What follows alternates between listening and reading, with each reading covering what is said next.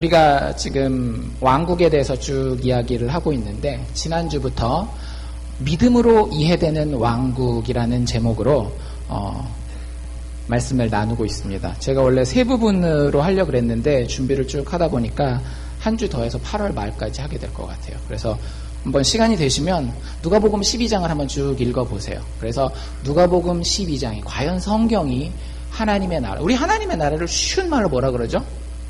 천국이라 그러잖아요. 교회 왜 다녀요? 천국 가려고요. 이렇게 얘기를 하는데 천국 가려고 교회는 다니는데 정작 우리는 하나님 나라, 즉 천국에 대해서 별로 아는 게 없는 경우가 많은 것 같습니다. 그래서 내 상상이 아니라, 여러분들 내 상상은 어때요? 내 상상은 현실입니까? 현실이 아닙니까?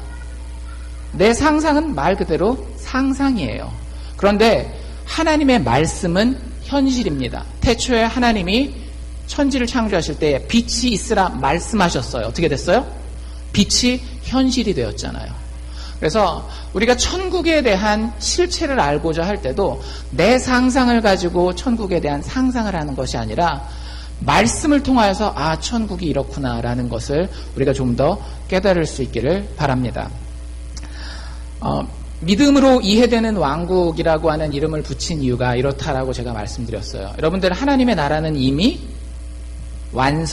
완성되었다라고 말씀드렸습니다. 예수 그리스도께서 십자가에 죽으시고 다시 살아나셨을 때에 하나님의 완벽한 왕국은 종말의 때에 이미 완성되어 있는 것이에요. 그래서 우리가 타임머신 얘기했었던 거 기억나세요? 시간여행이라고 하는 것이 사실 과학적으로 가능하다 불가능하다 이런 얘기가 많지만 예수 믿는 사람에게는 시간여행을 한다라고 하는 것이 아주 멋지게 이루어진다라고 말씀드렸어요. 우리가 타임머신을 타고 먼 미래에 눈물도 없고 고통도 없는 하나님 나라로 뿅 가는 것이 아니라 우리가 이 땅에서 발을 딛고 살아가는 동안에 이미 완성된 하나님의 나라가 성령을 통하여 우리의 현재 삶 가운데에 역사하고 임하게 되는 그런 시간여행을 경험하게 된다라고 말씀을 드렸습니다. 그래서 예수 믿는 사람을 다른 말로 정의하면 뭐라고 말씀드렸는가 하면 완성된 미래를 오늘에 사는 사람들입니다. 여러분들의 인생은 예수 믿는 한 완성되었습니다. 시제 자체가 뭐라 그랬어요? 과거 시제라고 말씀드렸죠. 현재 시제가 아니에요. 미래 시제도 아니에요. 이미 완성되었어요. 하나님의 능력 가운데에 우리의 모든 나쁜 것들은 그저 훈련 정도에 그칠 거예요. 하나님께서는 마지막에 가장 좋은 것으로 하나님의 사랑하는 자녀들에게 주시기로 작정하셨고 그 나라를 완성하셨습니다. 그게 예수 그리스도의 십자가의 죽음과 부활이에요. 예수 믿는 사람들은 더 이상 인생을 살아가면서 우리의 꿈이 아닌, 나의 꿈이 아닌 하나님의 꿈을 살아가는 사람들이라고 말씀드렸습니다. 그렇기 때문에 여러분들 예수 믿는 사람들에게 가장 중요한 것은요, 교회 빠지지 않고 나오는 것도 아니고 헌금 많이 하는 것도 아니고 열심히 봉사하는 것도 아니고 하나님을 얼마나 신뢰하면서 살 수 있느냐라는 거예요. 이건 순전히 마음의 문제입니다. 내가 믿음으로 아직 임하지 않은 그 나라를 지금은 맛보기만 하고 있는 거예요. 지금은 영화의 예고편만 보고 있는 거예요. 그것 가지고도 하나님의 완성을 신뢰하고 인생을 사는 사람들, 그 완벽함에 대한 영광과 아름다움에 대한 꿈을 꾸면서 사는 사람들이 예수 믿는 사람들이라는 거죠. 지금 당장 내 사업이 잘 될까 안 될까, 지금 당장 내 아이가 성공을 할까 못할까, 여기에 만족하고 여기에 가슴 두근두근하면서 사는 것이 아니라 이미 하나님께서 그리스도 안에서 완성시켜 놓으신 그 나라의 아름다움과 능력과 영광을 바라보며 담대함과 평안을 가지고 사는 사람들이 그리스도인들이라는 겁니다. 여러분들 정말로 이 믿음을 가진 사람들이 그러면 세상 사람들과 똑같이 살 수 있을까요? 없을까요? 세상 사람들과 똑같이 살 수 없습니다. 일부분에 있어서 이렇게 오버래핑 돼서 겹치게 세상 사람들처럼 보이는 부분이 있을 수 있겠지만 그 사람의 기본적인 인생의 틀과 방향성에 있어서는 세상 사람들과 절대 같을 수가 없어요.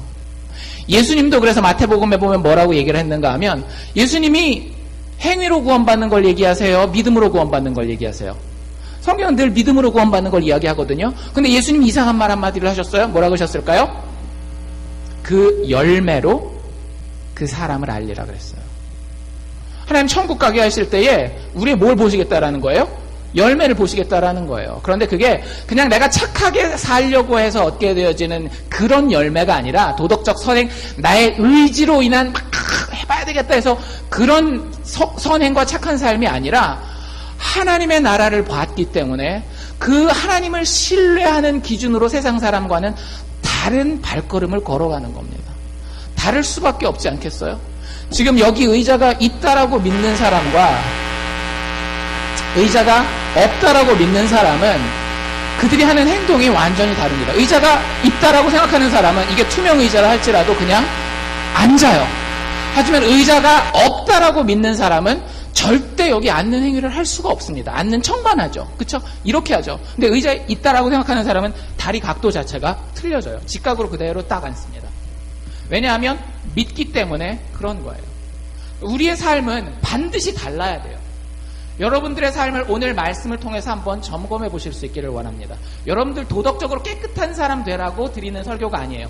2주에 걸쳐서 말씀을 드릴 겁니다. 이슈가 그만큼 많이 있기 때문에. 그런데 오늘 드리는 말씀을 통해서 내가 정말로 믿음 때문에 살고 있는지 아니면 믿음은 별개로 해놓고 다른 눈에 보이는 것 때문에 살고 있는지를 한번 스스로 판단해 보시라는 거죠. 오늘 한 가지를 얘기를 할 텐데 여러분들 예수 믿는 사람은요 뭐에서 다른가 하면 일단 첫 번째 이게 제일 중요해요. 생각하는 패턴이 다릅니다. 예수 믿는 사람은 늘 하나님의 완성된 나라에 대한 끊임없는 인식을 하면서 살아요. 한순간도 그것을 잊지 않으려고 합니다. 물론 잊을 수 있어요. 우리가 연약한 것 하나님 다 알고 계십니다. 그럼에도 불구하고 잠언에 나와 있는 표현대로 의인은 7번 넘어져도 다시 일어나요. 그게 무슨 얘기예요? 내 믿음 가운데 살려고 하는 것이 실패한다 할지라도 다시 그 나라 바라보고 거기에다가 내 눈을 고정시키고 또 일어나서 그 모습으로 살려고 애쓴다라고 하는 거예요. 하나님 보실 때 이 모습 예쁘지 않을까요? 제가 아이들 많이 가르치지만 공부 잘하는 아이들보다 더 예쁜 아이들이 있어요. 하려고 했는데 잘 안 돼요. 그런데 그거 포기하지 않고 또 하려고 하는 아이들은 진짜 이뻐요. 제가 진짜 간과 쓸개라도 다 뺏어주고 싶을 정도로. 하나님 볼 때도 똑같은 거예요. 하나님 보실 때에도 정말로 우리가 완전하냐 완전하지 않느냐는 예수 그리스도에게 달려있는 거기 때문에 그 예수 그리스도의 완성된 나라를 바라보고 얼마나 정말로 간절한 마음으로 삶을 살아가느냐가 훨씬 더 중요하다는 겁니다. 그러려면 어떻게 해야 돼요? 일단 그 하나님의 나라가 있다는 걸 기억하고 살아가야 되는 거예요. 끊임없이 그래 내가 이 땅 사람이 아니야 하늘의 사람이야 라는 생각을 가지고 살아야 우리가 삶에 있어서 다른 패턴을 가지게 됩니다. 제 말이 아니라 성경에 나와 있는 거예요. 우리 12장 아까 읽었는데 35절에 보면 이런 말씀이 나와 있죠. 허리에 띠를 띠고 등불을 켜고 서 있으라. 허리에 띠를 띈다는 건 나중에 설명해 드릴게요. 그 뒷부분 뭐라고 말씀하고 있다고요? 예수님이 등불을 켜고 있으라. 여러분들 등불은 왜 켜죠? 지금 이 시간에는 등불을 켜는 게 필요한가요? 안 필요한가요? 지금은 등불을 켤 필요가 없어요. 왜? 지금이 언제이기 때문에? 낮이기 때문에. 여러분들 등불은 항상 언제 필요한 겁니까? 캄캄한 밤에 필요한 거예요. 우리가 이 세상을 살아가는 것을 성경은 뭐라고 얘기하고 있는가 하면 밤이라고 표현하고 있습니다. 우리는 세상 살아갈 때에 부딪히고 넘어지고 실수하면서 살게 된다라는 거예요. 그런데 그렇기 때문에 우리의 이 어두운 길을 밝혀줄 무언가가 필요한데 그것을 성경에서는 등불이라고 이야기를 하고 있습니다. 여러분들 사람들이 밤이 되면 자연스럽게 어떻게 해요? 등불 딱 끄면. 등불 안 꺼도 이런 반응이 오는 사람들이 있지만 대부분 밤에 좀 말똥말똥 하던 사람도 불을 딱 끄면 어떻게 돼요? 예, 소리가 막 들리죠? 잠을 자기 시작한단 말이에요. 여러분들 육신에 자고 있다라고 하는 것은 사실은 그게 무슨 뜻인가 하면 우리가 육체적인 상황에 대해서 인식할 수 있다는 얘기입니까? 인식할 수 없다라는 얘기입니까? 등불을 끄고 육체가 잠이 들기 시작하면 더 이상 우리 육체는 육체적인 상황에 대해서 인식할 수가 없는 상황이 되는 거예요. 영적인 이야기도 똑같습니다. 여러분들 성경에서 이야기한 대로 등불을 켜고 서 있으라 그러는데 우리가 하나님 나라의 등불을 켜지 않고 꺼고 있으면 우리의 영이 어떻게 될까요? 잠들 수밖에 없는 거예요. 우리의 영혼이 잠들게 되면 우리는 영적인 상황에서 무지한 사람이 됩니다. 과연 하나님이 나를 얼마나 사랑하셨고 내 인생의 목표가 하나님이 주신 사명 가운데 어디를 향해 나아가야 되는지에 대한 어떤 인식도 지각도 할 수 없게 되는 거예요. 얼마나 불쌍한 인생인지 모릅니다. 어디를 향해 나아가야 할지를 모르고 인생에 있어서 도저히 의미 없는 삶을 매 시간 살아가는, 인생을 지난주에 말씀드린 대로 그저 견딜 수밖에 없는, 하나님이 인조이하게 하신 그 삶을 그저 인조할 수밖에 없는 그러한 불쌍한 인생을 살아가는 것이 영적인 등불을 꺼뜨리고 살아가는 삶이라고 이야기를 합니다. 반대로 여러분들이 하나님의 왕국에 대한 등불을 켜고 있잖아요. 그 나라가 완성되었어. 그 나라 안에서 지금 현재의 내 삶이 축복받은 삶이고 승리하는 삶이고 반드시 의미 있는 삶이야 라는 깨달음이 있는 삶은요, 전혀 다르게 살아요. 좋은 예를 하나 드릴게요. 이 사람 아주 유명한 사람이에요. 세계적인 수학자고요, 물리학자입니다. 또 발명가고요, 철학가고 문학가고 신학자예요. 이 사람은 근데 학교 문턱은 한 번도 가본 적이 없어요. 학교 교육을 한 번도 안 받고 집에서만 한 거예요. 어떤 사람은 이 사람을 가리켜서 이 사람이 10대 후반에 죽었어도 세계 역사에 길이 남을 사람이다라고 이야기를 합니다. 누구신지 잘 모르시겠죠? 우리가 알고 있는 컴퓨터의 거의 원형을 만들었었던 사람들이에요. 1600년대 사람이거든요. 이 사람이 아버지가 세금 계산하는 사람이었는데 그 세금 계산하는 걸 돕기 위해서 계산기를 막 만들고 그거 막 팔려고 했던 그런 사람입니다. 누군지 아세요? 우리 아이들이 싫어하는 미분 적분에 대한 공식을 발견한 사람이에요. 또 도박, 이렇게 사교계도 많이 나갔었거든요. 사교계 옛날에는 이제 살롱 같은 데 가면 술 마시고 담배 피고 철학, 문학 얘기하잖아요. 그럼 거기서 도박도 같이 나온단 말이에요. 그럼 그 도박에서 얼마나 이길 수 있는가 이걸 하기 위해서 확률론, 이게 확률 통계, 이것도 수학에 나오는 거죠. 이것도 이 사람이 공식 다 써가지고 개발해 놓은 사람이에요. 얼마나 똑똑한 사람인지. 안타깝게도 39세에 죽어요. 누군지 아시겠어요? 모르셔도 상관없습니다. 일부러 제가 모르라고 꼬아서 말씀드린 거니까. 근데 이 말은 혹시 기억하실지 모르겠어요. 인간은 생각하는 갈대다. 들어보셨죠? 인간은 생각하는 갈대다. 누가 한 말인지 혹시 기억나세요? 블레이즈 파스칼이라고 하는 사람이 한 이야기예요. 파스칼이 천재였어요. 프랑스 사람인데 1623년에 태어났습니다. 1623년에 태어나서 아버지한테 집에서 다 배운 거예요. 집에서 아버지한테 다 배우고 자기가 정말로 이렇게 진짜 누릴 수 있는 건 다 누렸죠. 공부 잘하지. 공부만 잘하는 게 아니라 아까도 얘기한 것처럼 그 사교계 살롱 같은 데 나가면 박식하고 막 이러니까 인기도 많아요. 또 아버지한테도 얼마나 잘했는지 몰라요. 세상적으로는 아무 부족한 게 없습니다. 그런데 이 사람이 여러 가지 진짜 똑똑한 사람이라는 게, 그 인간은 생각하는 갈대다라는 그 말도 왜 한 거냐면, 인간이 짐승과 다른 게 뭘까? 과연 자연계에 있어서 사람은 힘도 약하고 한데 과연 인간이 만물의 영장이라고 하고 세상을 지배할 수 있는 이유가 무엇인가에 대해서 생각해 봤더니 인간은 자연 중에 가장 연약한 갈대에 불과하다라는 거예요. 결론은 그거였지만, 그런데 한 가지 다른 점이 있다면 뭐가 다르다라는 거예요? 생각할 줄 안다라는 거예요. 그러니까 우리들도 생각할 줄 알아야 돼요. 사실은 예수 믿는데 생각 안 하면 사실은 인간답지 못하게 예수를 믿는 거일 수도 있어요. 이 사람 또 아까 확률도 잘한다라 그랬잖아요. 그래서 친구들한테 이렇게 전도를 합니다. 전도하는 방법도 아주 학적이에요. 딱딱 논리적으로 떨어져요. 야, 한번 생각해보자. 도박에다가 내기를 걸어요. 도박에다가 내기를 거는데 하나님이 없다에 돈을 걸 수도 있고 하나님이 있다에다가 돈을 걸 수도 있어요. 그러면 여러분들 어디다가 거시겠어요? 돈이 아니라 인생을 건다라고 해봅시다. 하나님이 있다에 인생을 거시겠습니까? 하나님이 없다에 인생을 거셔야 되겠습니까? 파스칼은 아주 정확했어요. 만약에 당신이 생각 있는 사람이면 100% 하나님이 있다에다가 돈을 걸어야 된대요. 이유가 뭘까요? 만약에 하나님이 있다라고 해서 하나님이 있으면 돈 걸었어요. 어떻게 돼요? 인생을 걸었어요. 모든 것을 다 얻잖아요. 하나님의 천국과 하나님의 모든 축복을 다 얻습니다. 그런데 만약에 하나님이 없어요. 하나님이 있다에다가 걸었는데 하나님이 없어요. 그럼 어떤 일이 벌어집니까? 별로 손해보는 게 없는 거예요. 잘 생각해보세요. 예수님 믿고 하나님 믿는 사람 나쁘게 살아요? 착하게 살아요? 착하게 살아요. 다른 사람이 좋아해요? 칭찬해요? 아니면은 막 싫어하고 막 이렇게 막 나쁘게 봐요? 웬만하면 예수 잘 믿으면, 하나님 잘 믿으면 사람들이 옆에서 칭찬하고 이러는 거예요. 그러니까 내가 도박에서 져도 하나님이 없다 할지라도 결국에는 손해보는 게 있어요? 없어요? 손해보는 게 없다라는 거예요. 그래서 이 사람은 뭐라고 얘기를 하는가 하면, 망설이지 말고 하나님이 존재하는 데다가 걸어라. 그 도박에 쓰는 표현을 정확하게 쓰고 있어요. 그러니까 되게 똑똑한 사람입니다. 그런데 이 사람이 그 인생을 살 수 있었던 데에는 아주 커다란 체험이 있었어요. 미래의 하나님의 나라를 경험합니다. 체험해요. 어떻게 경험했을까요? 자기 30대 초반의 나이에 딱 2시간이었어요. 도대체 어떤 일이 있었는지는 사실은 아무도 몰라요. 자, 30대 초반이 되었을 때 자기 날짜까지 정확히 기록해 놓아요. 1654년 11월 23일 날 자기가 2시간 동안 하나님과 뒹굴고 하나님의 영광과 그 나라의 아름다움을 기도 가운데에 묵상 가운데 깨닫고 눈물 범벅 콧물 범벅 된 것을 그 경험이 끝나고 나서 기록으로 남겨놨어요. 이렇게 기록합니다. 제목이 뭐냐 하면 불, fire예요.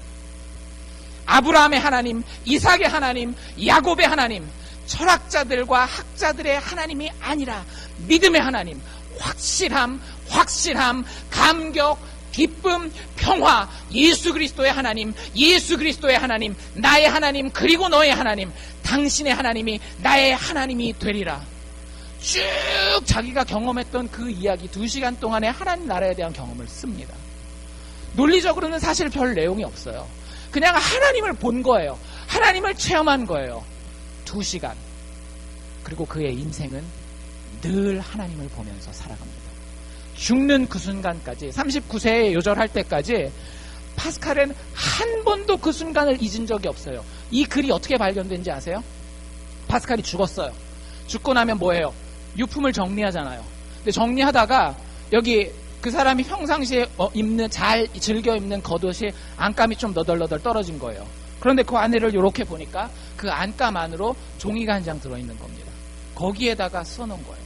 자기가 완성된 하나님을 맛보기만 본 거예요. 영화로 얘기하자면 예고편만 본 거예요. 근데 그게 너무 좋고 너무 아름답기 때문에 잊어버릴 수가 없었던 겁니다. 계속 인식하고 끊임없이 생각해서 그것 붙들고 자기의 육신의 생활을 살기를 원했던 거예요. 죽을 때까지 아무한테도 얘기 안 했어요. 여러분들, 믿음은 떠벌리는 데 있지 않습니다.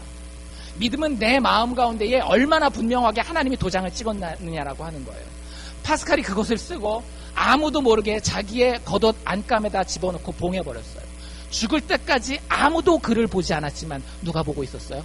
하나님이 보고 있었던 거예요. 여러분들, 우리의 삶은 어떻습니까? 우리의 삶은 과연 누구를 바라보고 있는지, 우리는 얼마나 왕국의 실제를 인식하고 있습니까? 여러분들, 저도 불파거든요. 우리 가운데 불 받았던 경험 있으신 분들, 기도원파도 있고 하니까 많으실 거 아니에요. 하나님 앞에 불 받는 거 그렇게 속 중요하지 않습니다. 하나님 불 내리시지 않고도 얼마든지 많은 사람을 구원하실 수 있어요. 중요한 건 뭐냐? 성경 말씀에 나와 있는 대로 우리가 그리스도의 왕국의 불을 받았다면 그 불을 켜고 서 있는 것이 훨씬 더 중요한 것입니다. 그게 작은 성냥불처럼 너무나 작은 불빛 같아 보일지라도 하나님께서는 그 등불 켜고 서 있는 것을 원하시지, 불 한번 확 탔다가 다 꺼뜨리고, 옛날에 그랬어요. 그거 아무 소용없다라는 거예요. 정말로 하나님의 왕국을 이해하는 사람은 믿음으로 그 메시지를, 왕국의 완성된 메시지, 하나님이 나를 영원히 변치 않고 사랑하신다라고 하는 그 메시지를 마음 가운데 평생 품고 살아가는 거예요. 누가 알아줘도 알아주지 않아도. 여러분들, 우리에게 가장 그 큰 신앙생활의 적은 뭐냐면 사람들의 눈이에요. 사람들이 나를 쳐다봐줘서 내가 서운하지 않을 만큼 나를 대해주면, 반응해주면 괜찮아요.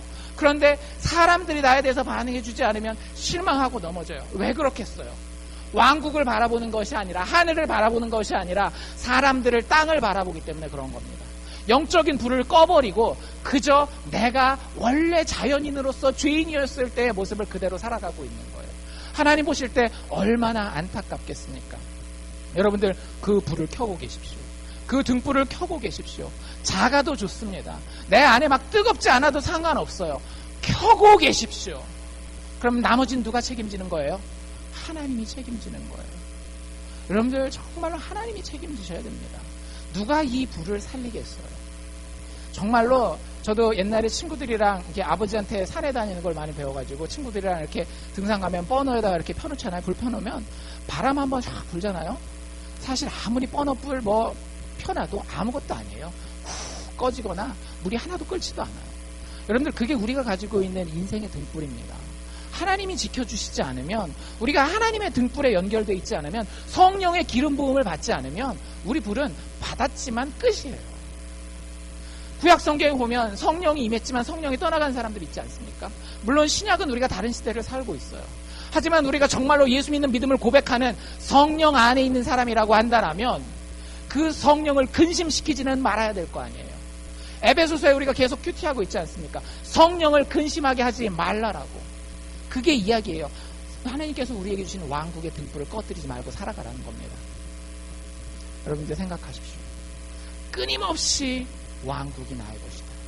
하나님의 나라가 나의 것이다. 하나님의 사랑이 나의 것이다. 하나님의 인정이 나의 것이다. 끊임없이 생각하면서 살아가실 수 있기를 바랍니다. 여러분들 그렇게 하나님 나라에 대해서 생각하잖아요.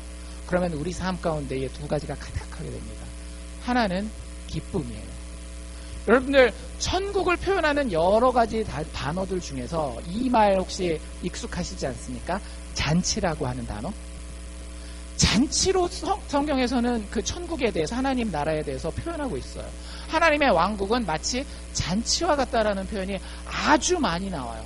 여러분들 잔치집 가면 어떻습니까? 기분 우울하고 얼굴 쭉 늘어지고 그래요? 그런 거 있더라도 잔치집에 가면 기쁘고 즐겁고 다른 사람들과 노래하고 술 마시고 취하고 이렇게 되잖아요. 여러분들 이것이 천국이라는 거예요. 하나님께서 여러분들 천국 부르실 때 대부분의 사람들이 천국에 대해서 어떻게 생각하죠? 저 구름 위에 앉아가지고 하프를 타면서 가운 입고, 목사님 저는 활동적이기 때문에 천국은 좀 사양하고 나중에 나이 들면 가겠습니다. 이런 분들이 실제 있어요. 말은 안 하지만 속으로. 그러지 않아요? 특히 젊은 혈기에 있는 젊은이들은 어떻겠어요? 그런데 여러분들 잘 생각해 보세요. 예수님이 이 땅에서 처음으로 베푸신 기적이 뭘까요? 가나 혼인잔치예요. 뭘로 뭘 만드셨어요? 물로 포도주를 만들었어요. 야, 생각해 보세요. 여러분들 이 물, 이거 포도주를 만들어서 만드는 거, 이게 무슨 의미가 있겠어요? 솔직히 세계 역사를 바꿔놓을 거대한 흐름을 만들어낼 그 운동의 창시자로서는 정말 별 볼 일 없는 그림이에요. 그렇지 않아요? 기껏 해가지고 야, 음식 부족하대, 부침개가 부족하대, 부침개 더. 근데 잘 생각해 보세요. 거기는 의미가 담겨 있는 거예요. 예수님 뭘 보여주시기를 원했겠어요? 내가 너희에게 원하는 것은 잔치라고 하는 걸 보여줘. 술이 뭐예요? 술 먹으면 뭐 어떤 분은 우는 분들도 계시다지만 일반적으로는 술이 어느 때 들어와요? 기분 좋고 뭐 기분 좋게 되기 위해서 뭐 마시고 근심을 잃어버리기 위해서 마신다라 그러잖아요. 하나님께서 천국을 우리에게 주신다라고 하는 것은 우리에게 완성될 기쁨을 준다라는 거예요. 여러분들 가지고 있는 기쁨은 다 뭐가 있어요? 유통기한이 있어요. 그렇죠? 대학에 붙고 장학금을 받아서 저에게 이렇게 좋은 소식을 전해주는 오벳이나 요셉 같은 이런 기쁜 소식들, 저도 참 기뻐요. 부모님들도 얼마나 기쁘시겠어요. 근데 이게 대학 가서 공부를 열심히 하다 보면 어떨까요? 기쁨에 유통기한이 있단 말이에요. 끝난단 말이에요. 그런데 천국의 기쁨은 그렇지 않더라고요.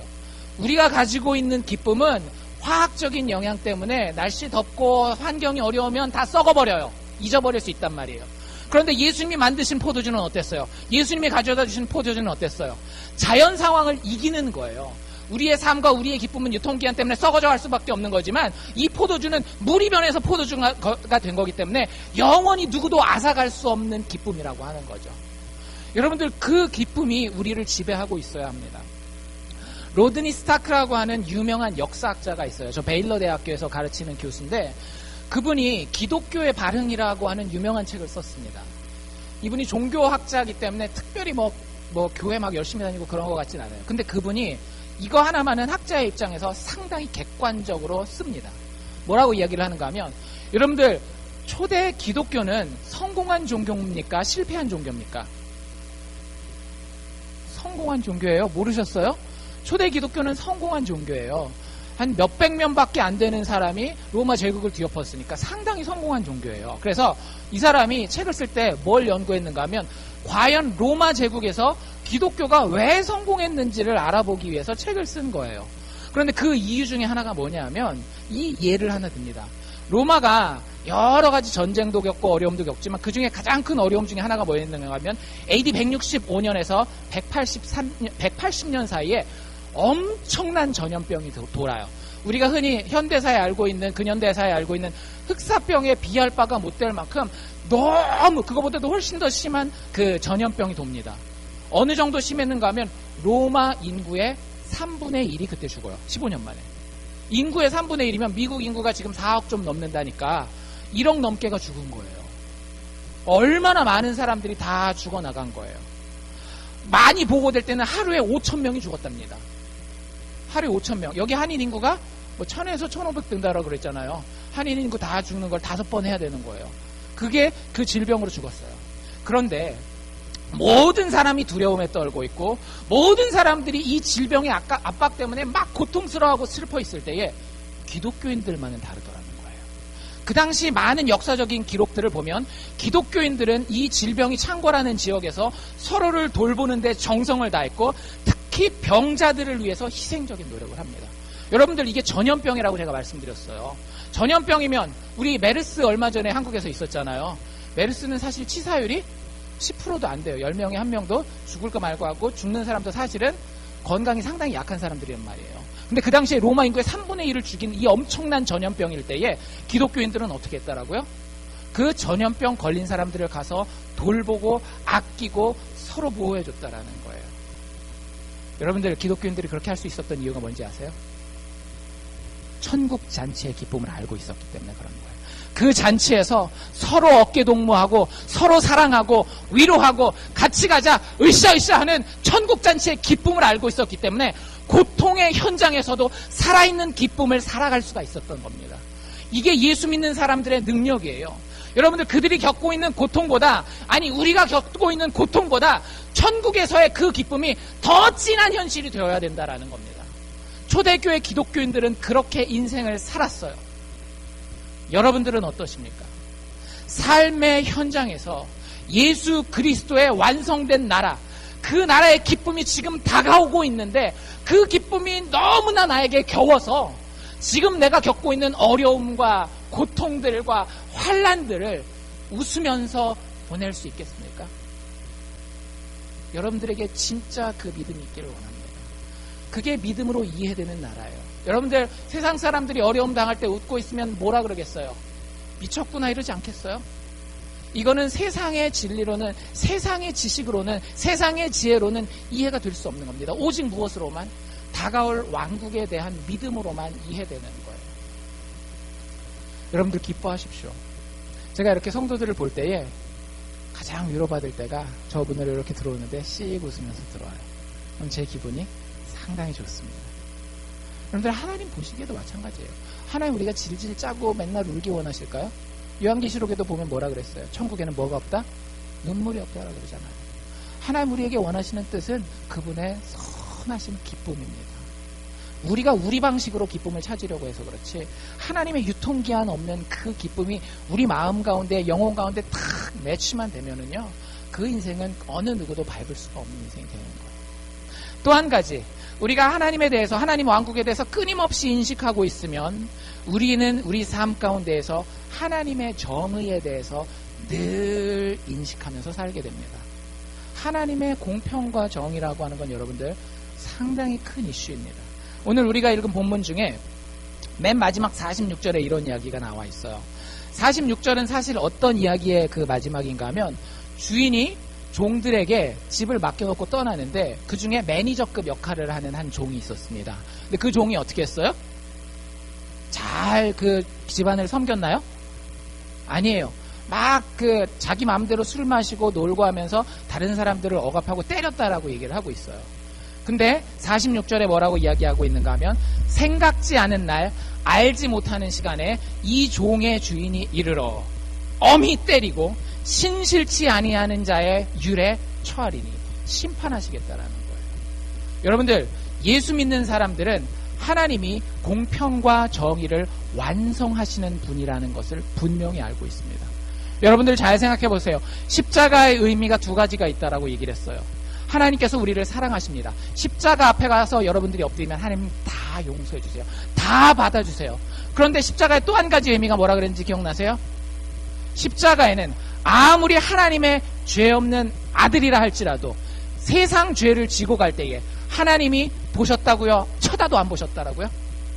쳐다도 안 보셨다라고요. 예수님이 십자가에서 돌아가실 때 뭐가 내렸어요? 어둠이 내리잖아요.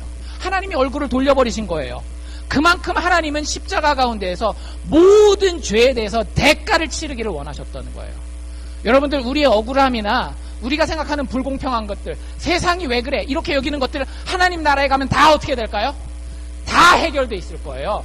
우리가 그렇게 크게 고민하지 않아도 돼요. 우리는 우리 자리에서 최선을 다하면서 살기만 하면 됩니다. 하나님 마지막 날에 우리의 억울함과 세상의 불공평함을 다 해결해 놓고 우리를 기다리실 거예요. 그리고 우리는 그걸 매일매일 바라보면서 살아갑니다.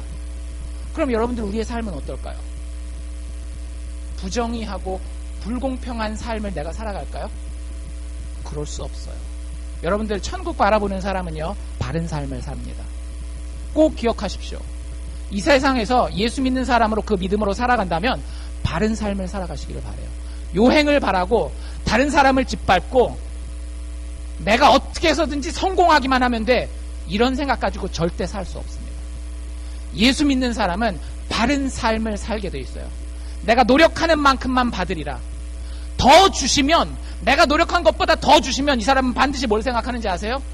하나님이 왜 더 주셨지? 누구를 돌보라고 하나님 더 주셨지? 이 생각 가지고 살아가는 거예요. 예수 믿지 않는 사람과 예수 믿는 사람들은 정의에 대한 생각 자체가 이렇게 다릅니다. 하나님 앞에 벌 받을까 봐가 아니에요. 이미 예수 그리스도를 통해서 이루어 놓으신 하나님의 그 정의가 너무 아름다운 거예요. 그 천국은 내가 가도 좋겠다라고 하는 안심되는 마음이 있는 거예요. 거기 한번 나도 가봤으면, 내가 이 땅에서 이렇게 서럽고 이렇게 억울하고 이렇게 불공평하게 대접받는데 그 나라는 그게 하나도 없다니까 거기 한번 가봤으면. 여러분들, 저희 애들 지금 이제 밖에서 놀고 있는 아이들 놀 때 어떻게 하는지 아세요? 엔젤 파워! 저는 누군지 모르겠어요. 저희 옛날 때는 뭐 슈퍼맨하고 이렇게 날아다니고 그랬잖아요. 왜 애들이 그러고 놀까요? 나는 파란 해골 13호 악당이다 막 이런 애들 본 적 있으세요? 없어요. 애들이라도 뭘 아는 거예요. 정의가 이루어지는 것이 멋있어 보이는 거예요. 제가 어렸을 때 상처받은 만화가 있어요. 혹시 기억하시는지 모르겠는데 그랜다이저라고 하는 로봇 만화가 있었습니다. 마징가 제트 다음으로 제가 좋아하는 로봇이었는데, 이 그랜다이저가 마지막에 와 진짜 동심 파괴예요. 주인공 로버트가 파괴되는 거예요. 그게 마지막 회였는지는 기억이 안 나요. 근데 그 다음 이야기는 기억이 너무 안 나고 이게 너무 충격적이어서 그랜다이저가 죽었어. 와, 이것 때문에 마음이 너무너무 아픈 거예요. 여러분들, 우리가 나이가 많건 어리건 간에 우리의 마음 가운데는 공평과 정의를 사모하는 마음이 있어요. 그래서 애들이 그런 만화 보면 밖에 나와서 자기가 그랜다이저네, 파워레인저네, 슈퍼맨이네 하면서 노는 거예요. 공평과 정의를 회복한 영웅을 바라면서. 자기가 안 될 걸 이제 나이 먹어가면 알죠. 그런데 여러분들, 나이 먹어도 우리는 그 꿈을 버릴 이유가 없어요. 왜? 예수 믿기 때문에. 예수 그리스도께서 그 영웅이에요. 그 모든 이야기의 진짜 주인공입니다. 예수 그리스도께서 그 나라를 이미 완성하시고 마지막 때에 우리를 기다리고 있어요. 아니, 그 마지막 때에 완성된 나라를 가지고 우리에게 와서 지금 문을 두드리고 있습니다. 문 열어! 내가 들어갈 테니까 나와 함께 그 나라를 살자. 우리는 바른 삶을 살 수밖에 없어요. 왜냐하면 그게 좋고 아름답기 때문에. 돈 몇 푼 더 버는 것보다 바른 삶을 사는 게 훨씬 더 아름다울 거예요. 진짜 믿음 있는 사람들이에요. 여러분들이 이 공평과 정의가 있는 사람이 또 한 가지 무서운 게 있어요. 이 공평과 정의가 있는 사람. 성경에 보면 하나님의 공평과 정의에 대한 몇 가지 이야기들이 나옵니다. 예를 들자면 가나안 사람들이 막 악을 많이 행했어요. 막 가난한 사람을 핍박하고 막 이런 일들을 합니다. 그래서 하나님은 어떻게 하셔요? 이스라엘 백성들을 보내서 가나안 땅에 있는 가나안 백성들을 다 멸하세요. 예를 들자면 여리고성 같은 경우는 어떻게 해요? 그 성에 있는 모든 생명 있는 것들을, 남자, 여자, 어린아이, 노인, 심지어는 짐승까지도 가리지 않고 다 죽이라고 합니다. 하나님이 하나님의 공평과 정의를 실현하는 강도가 어느 정도인지를 보여주시는 거예요. 그래서 교회를 반대하는 사람들이 이걸 가지고 얘기를 많이 해요. 들어보시지 않으셨어요? 하나님 너무 폭력적이야. 나는 신약의 하나님은 좋지만 구약의 하나님은 너무 무서워. 뭐 이런 얘기들 많이 들어보셨을 거예요. 그래서 기독교를 공격하는 사람들은 그렇게 심판하는 하나님은 난 안 믿을래. 그냥 내가 내 생각대로 사랑해주고 용서해주는 하나님만 믿을래. 이렇게 생각을 해요. 이게 많은 현대인들이 하는 생각입니다. 근데 여러분들 이 이야기를 크로아티아라고 하는 나라 아세요? 크로아티아? 크로아티아가 옛날에는 무슨 나라였죠? 유고 연방이었어요. 유고슬라비아. 그래서 그 유고가 갈라지면서 크로아티아, 세르비아 이런 여러 나라들이 나오는데 크로아티아에 가서 나는 하나님이 심판하는 하나님이기 때문에 믿을 수 없어. 그러면 코웃음을 칩니다. 그 사람들이 인종 청소를 당하거든요. 자기 아내, 딸, 자기 아들들, 아버지 막 다 죽어나가고 막 험하게 대우받고 그런 일들이 비일비재하게 일어나요. 그럼에도 신앙을 지키는 이유가 뭐냐면 그 사람들이 믿는 게 뭐냐면 마지막 날에 하나님이 분명히 심판하시리라는 걸 믿기 때문에.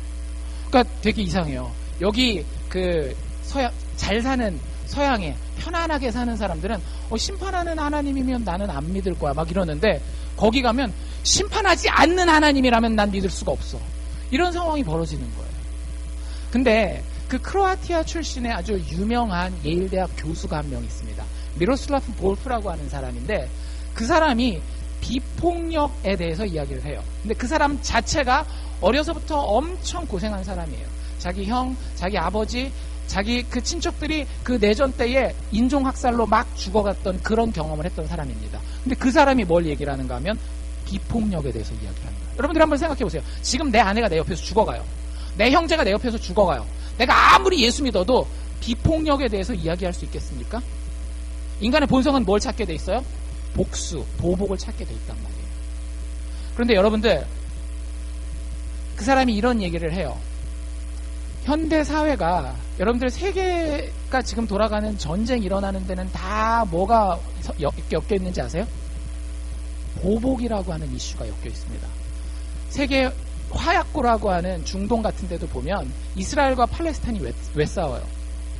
그냥 공평과 정의만 이야기하는 게 아니에요. 니들이 죽였지? 그럼 우리도 죽일 거야. 여러분들 그 심판을 왜 이 땅에서 해야 되는지 아십니까? 마지막 날에 하나님이 심판할지 안 할지 모르는 거예요. 그럼 억울하죠?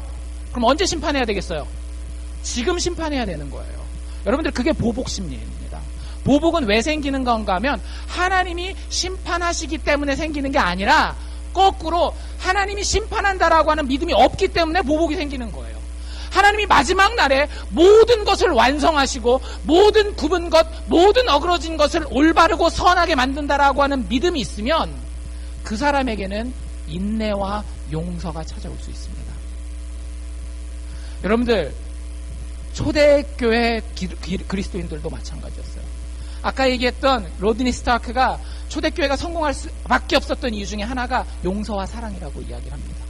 기독교인들은 초대교회 100% 핍박받았어요. 우리처럼 교회 편하게 다니는 게 아니라 100% 핍박받았어요. 그럼에도 불구하고 그는 그 핍박받는 그리스도인들은 핍박하는 그 로마 사람들을 향해서 축복하며 기도하고 죽어갔습니다. 이게 하나님의 공평과 정의를 믿는 사람입니다. 오히려 자기가 하나님의 공평과 정의 가운데에 심판받아 마땅할 죄인이라는 것을 아는데 예수 그리스도의 은혜로 구원받았는데 그게 너무 감사한 거예요. 그리고 그 공평과 정의가 나를 핍박하는 저 사람까지도 심판하지 않고 예수 그리스도의 은혜로 구원하기를 원하는 겁니다. 여러분들 우리의 삶은 어떻습니까? 제가 마음이 깨지는 경우가 있어요. 교회에 이렇게 있으면서. 나 다른 교회 얘기가 아니라 죄송합니다만 저희 교회 얘기입니다. 가장 가까운 사람에게 보복하는 것. 저희 교회에서 제가 참 많이 봐요. 보복한다 그러니까 너무 거창하게 생각하지 마시고요. 상처 준다라고 생각하시면 돼요. 여러분들 왜 사람이 다른 사람에게 상처를 줄까요? 남편과 아내 가장 가까운 관계죠. 그렇죠? 부모와 자식 가장 가까운 관계예요. 교회 안에서 믿음의 형제자매 가장 가까운 관계예요. 근데 상처를 준다니까요. 제가 말을 안 해서 그렇지 그런 부부의 이야기들, 그런 부모와 자식의 이야기들, 그런 성도와 성도 간의 이야기를 들으면은요 제 마음이 깨져요.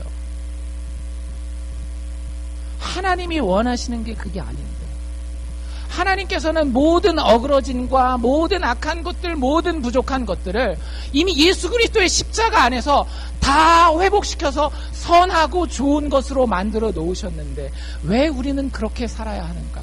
물론 거기엔 저도 포함됩니다. 저도 제가 가장 아끼는 사람들을 상처 줄 때가 있으니까 그 사람들을 향해서 내가 당한 만큼 보복하리라라고 하는 말로 혹은 감정으로 보이지 않는 행동으로 그런 것들을 표현할 때가 있으니까. 여러분들, 하나님의 심판에 대해서 우리 깨어 있읍시다. 하나님의 그 심판의 때가 되면요, 모든 어그러진 것들이, 모든 잘못된 것들이, 모든 억울한 것들이 전부 다 회복될 것입니다. 그 사람이 나에게 어떤 자존심의 상처를 줬어요? 그 사람이 나를 창피하게 만들었어요? 그 사람이 나를 불편하게 만들었어요? 사도 바울은 뭐라고까지 얘기하는지 아세요? 고린도 교인들에게 니들이 차라리 사기당하고 말아라. 니들이 차라리 사기당하고 말아라. 그걸 세상 법정까지 끌고 가서 보복하고 서로에게 상처를 주겠다고 그러느냐. 물론 상황에 따라 우리가 다른 적용을 할 수는 있어요. 그런데 성경의 기본적인 방향은 분명합니다. 우리가 하나님의 공평과 정의에 대한 시선이 고정되어 있다라고 한다면 우리의 삶 가운데는 반드시 인내와 용서의 모습이 나타납니다. 여러분들 인내하십시오. 여러분들 용서하십시오. 목사의 말이기 때문이 아니라 우리가 하나님의 나라를 보았다면. 초대교회는 아까 말씀드린 대로 성공한 교회입니다. 초대교회는 승리한 교회입니다. 많은 사람들이 초대교회를 보고 매혹되어서 교회 다니겠다라고 얘기를 했고, 그렇게 힘든 가운데서도 나도 예수 믿겠다라고 얘기를 했습니다. 초대교회가 시작될 때는 채 1000명이 되지 않는 사람이 성도들의 전부였습니다. 하지만 AD 313년 밀라노 칙령을 통해서 콘스탄틴 대제가 기독교를 국교로 선포할 때쯤 되면 기독교의 인구는 무려 3300만 명에 이릅니다. 1000명에서 3300명도 아니고 3300만 명이 됐더라고요. 그때 로마의 인구가 몇 명이었을까요? 5600만 명. 인구의 절반이 넘는 사람들이 그리스도인이 돼요. 그만큼 초대교회는 성공하는 교회, 승리하는 교회예요. 그런데 참 이상한 건 뭔지 아세요? 초대교회는 한 번도 성공하는 걸 바란 적이 없어요. 초대교회는 한 번도 승리하는 것을 바란 적이 없어요. 초대교회가 한 것은 유일하게 하나님에 대해서, 하나님 나라에 대해서 끊임없이 생각하려고 했던 거예요. 그리고 그 나라에 대해서 믿음으로 삶을 살려고 했었던 사람들입니다. 여러분들 그랬을 때에 성공과 승리는 그저 쫓아올 따름입니다. 여러분들 인생 가운데에 정말로 하나님 주신 복이 넘칠 수 있기를 원해요. 그게 뭔지는 몰라요. 어떤 사람은 그게 물질의 모양으로 나타날 수도 있고, 어떤 사람은 그게 뭐 자녀의 복으로 나타날 수도 있고, 어떤 사람은 좋은 성격으로 나타날 수 있고, 이건 하나님이 다양하시기 때문에 우리가 예측할 수는 없는 거예요.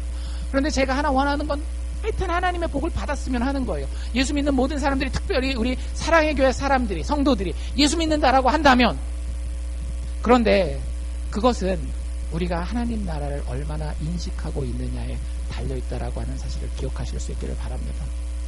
여러분들 그리스도인들은 세상을 뒤엎는 사람들입니다. 하나님은 제가 지난주에 말씀드린 것처럼 여러분들을 향해서 하찮은 꿈을 가지고 계시지 않으셔요. 정말로 크고 놀라운 미션을, 사명을 가지고 계십니다. 여러분들의 인생을 통해서 반드시 이룰 것이 있어요.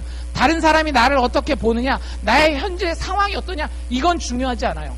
하나님의 나라는 이미 어떻게 됐다라고요? 완성되어 있다라고요. 중요한 건 내가 과연 그 나라를 믿음으로 보고 살아가느냐 아니냐라고 하는 거죠. 우리 사랑의 교회 모든 성도들이 그 나라 바라보고 그 나라에 대해서 끊임없이 생각하며 살아갈 수 있기를 주의 이름으로 축원합니다.